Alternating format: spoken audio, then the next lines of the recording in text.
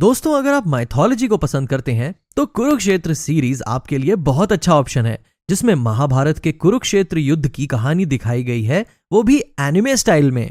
जी हाँ, कुरुक्षेत्र में महाभारत के 18 दिनों तक चली कहानी को दिखाया गया है, जिसके टोटल 18 एपिसोड्स हैं और जिनमें से 9th एपिसोड को 10 अक्टूबर 12:30 बजे नेटफ्लिक्स पर रिलीज कर दिया गया है और हर एक एपिसोड की टाइमिंग 25 से 30 मिनट की है।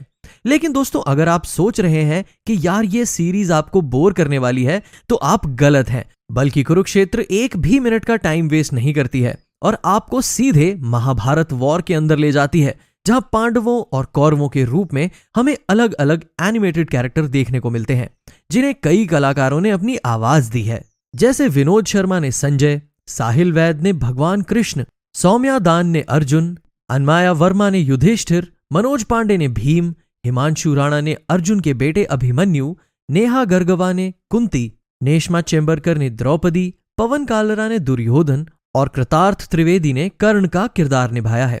और पूरी कहानी इसी महायुद्ध के इर्द गिर्द घूमती है, जिसमें हर एक एपिसोड का टाइटल अलग अलग योद्धाओं के नाम पर है और उन्हीं के ऊपर ये पूरी सीरीज बेस्ड है। यानी कि वो मरे कैसे, उन्होंने दूसरे योद्धा को किस तरह मारा, छल, कपट, सच, झूठ, इमोशन, ये सब कुछ आपको बहुत ही अच्छे वॉइस ओवर के साथ सुनने को मिलेगा। पर ऑनेस्टली कहूं तो ये सभी एनिमेटेड कैरेक्टर देखने में एक जैसे ही लग रहे हैं। सभी के मुंह पर मूंछ और लंबे बाल हैं, जिस वजह से इन्हें इनके नाम से ही पहचाना जा सकता है और बहुत ध्यान से देखने पर पता चलता है कि भाई ये अर्जुन नहीं युधिष्ठिर है। यानी डायरेक्टर उज्जान गांगुली, जो इस सीरीज के राइटर भी हैं, उन्हें कैरेक्टर के फेशियल एक्सप्रेशन और फीचर्स पर थोड़ा और काम करना चाहिए था। जबकि एनिमेशन की बात करें तो कुरुक्षेत्र ने महाअवतार नरसिम्हा को पीछे छोड़ दिया है और हर एक्शन सीन को इतनी खूबसूरती से प्रेजेंट किया गया है कि देखने वाले को मजा आ जाए। और भाई वीएफएक्स का तो क्या ही कहना है।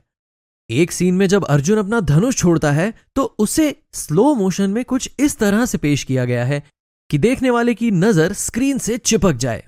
लेकिन अगर आपको महाभारत की स्टोरी के बारे में जरा भी पता नहीं है तो पहले आपको इसके इतिहास के बारे में जानना होगा, क्योंकि सीरीज में कुछ भी बहुत डिटेलिंग में नहीं बताया गया है। हालांकि बीच बीच में कई बार बैक स्टोरी दिखाई गई है, जिससे कि कुछ चीजें समझ में आ जाती हैं, लेकिन वो भी डिटेल में नहीं है।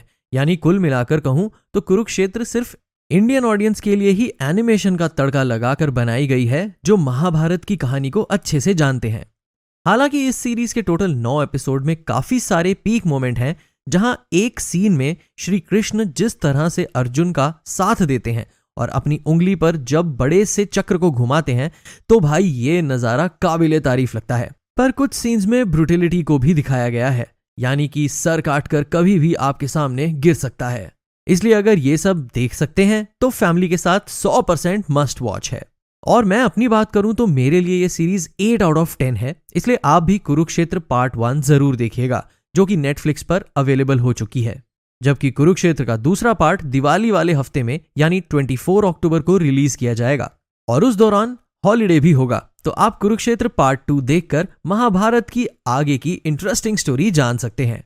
मुझे अब इजाजत दीजिए और ऐसे ही और रिव्यूज देखने के लिए फटाफट से वीडियो को लाइक शेयर करके हमारे चैनल को सब्सक्राइब कर लीजिए। मिलते हैं अगली वीडियो के साथ, तब तक के लिए बाय बाय।